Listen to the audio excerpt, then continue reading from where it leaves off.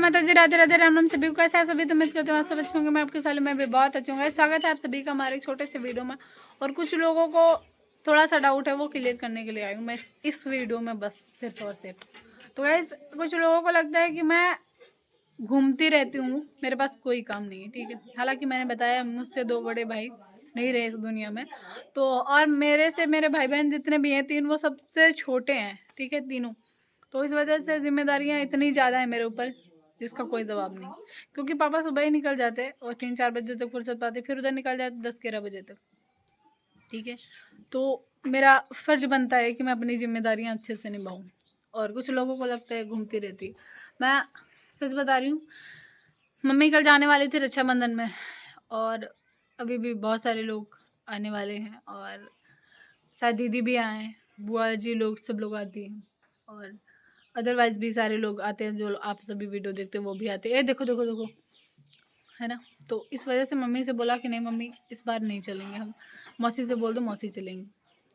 हालांकि मम्मी को हमेशा से मैं ही लेके, मैं जब से बड़ी हुई हूँ, शायद 10-15 साल की जब से हुई हूँ, 10 साल से, मतलब तब से मैं मम्मी को लेके जाती हूँ हमेशा। मम्मी कहीं भी जाएँ, हर एक जिम्मेदारी मेरी होती है मम्मी को ले जाने की। और अफसोस इस बार नहीं ले जा पाऊँगी मैं, बट अभी मैं गई थी शोभन सर का साईं दरबार और सुधांशु आश्रम। तो सुधांशु आश्रम रास्ते में पड़ा था, शोभन सरकार से आ रहे थे, इस वजह से हो लिया था। बाकी साईं दरबार और शोभन सरकार, जब मेरे भाई नहीं रहे थे तो मम्मी इतना उलझन में रहती थी। डॉक्टर्स ने बोल दिया था कि नहीं, अब बेबीज नहीं होंगे आपके।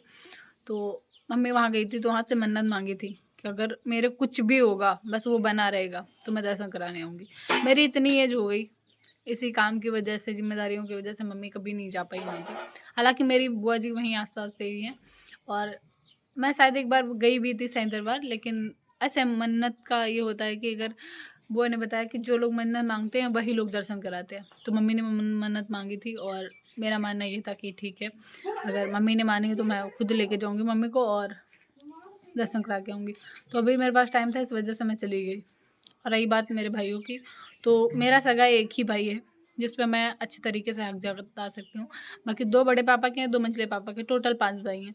तो वो भी अपने अपने काम में, यार इतना ज़्यादा हर कोई बिजी रहता है, हिस्सेदार किसका कब तक साथ देता है, लेकिन सब अपने अपने काम में बिजी रहते हैं। हालांकि कोई दिक्कत होती है तो सबके सब मेरे साथ होते हैं, बट अब ये तो नहीं है कि हर जगह मुझे टांग के ले जाएं, और ऐसा भी नहीं कि नहीं ले जाते हैं, मैं वैसी जगह जाती हूँ। और अब सबसे ज़्यादा सोशल मीडिया की वजह से प्राइवेसी बहुत ज़्यादा ज़रूरी है, क्योंकि जितने सारे लोग देखते हैं वीडियो, तो उनमें से कुछ लोग जलने वाले भी हैं, और बाहर के नहीं है, वो आसपास के ही हैं। तो इस वजह से वो सब मेरे को लेके ही जाते हैं। बाकी मैं प्यार मोहब्बत अब दोबारा मेरे से इस ज़िंदगी में कभी नहीं होगा।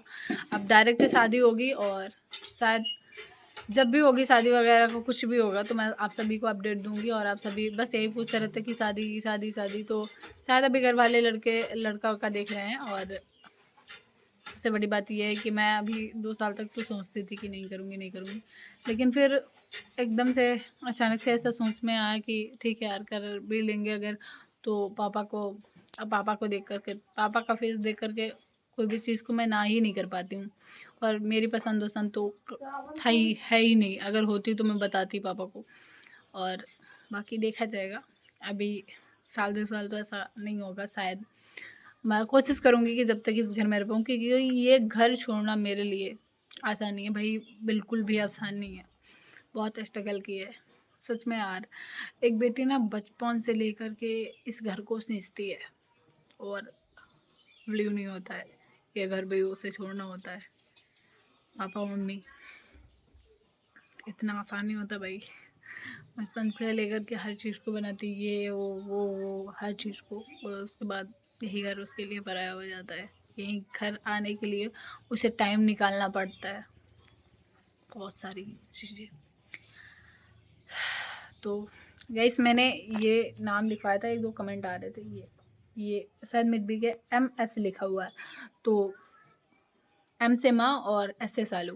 बाकी अदरवाइज़ कोई और ना ही मेरे कोई रिश्तेदारी में ऐसा है M से, ना ही दोस्त, एनीवेयर कोई भी नहीं है।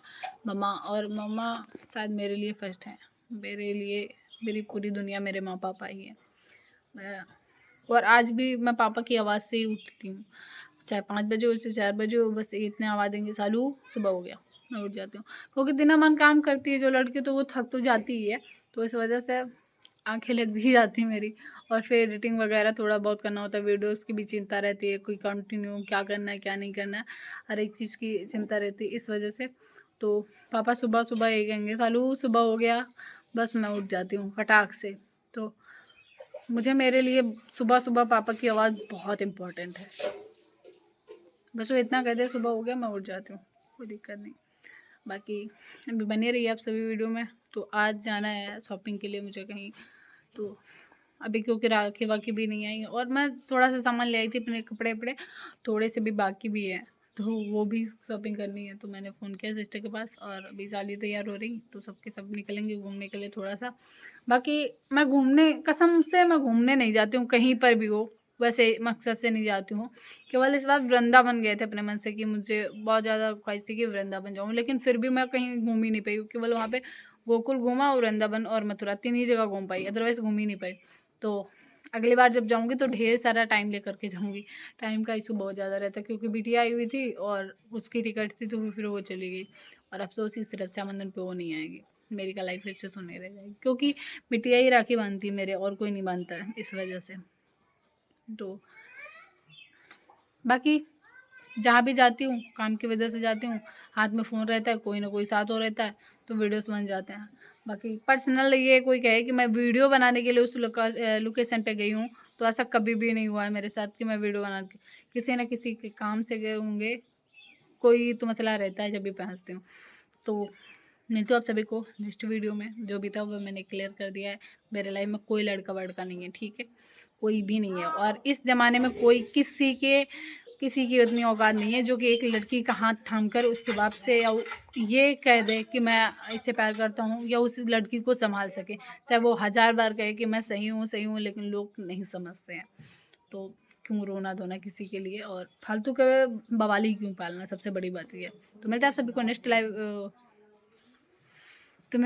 नेक्स्ट वीडियो में। और लाइव तो मैं आती रहती हूँ, बट अभी काफ़ी दिन से नहीं आ पाई हूँ। तो मिलते हैं आप सभी को, bye bye, Radhe Radhe, love you all brother.